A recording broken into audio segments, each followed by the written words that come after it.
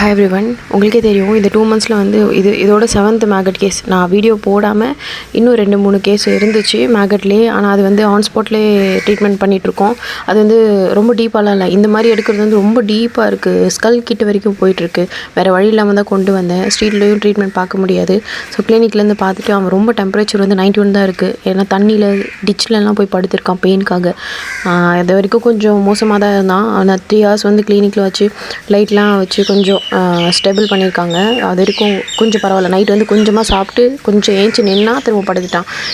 எங்களால் வந்து ஃபுல் சப்போர்ட்டாக ஃபிசிக்கலாக தான் பண்ண முடியும். பட் ஃபினான்ஷியலாக பண்ண முடியாது. நம்ம பேஜில் வந்து 70,000 ஃபாலோவர்ஸ் இருக்கீங்க.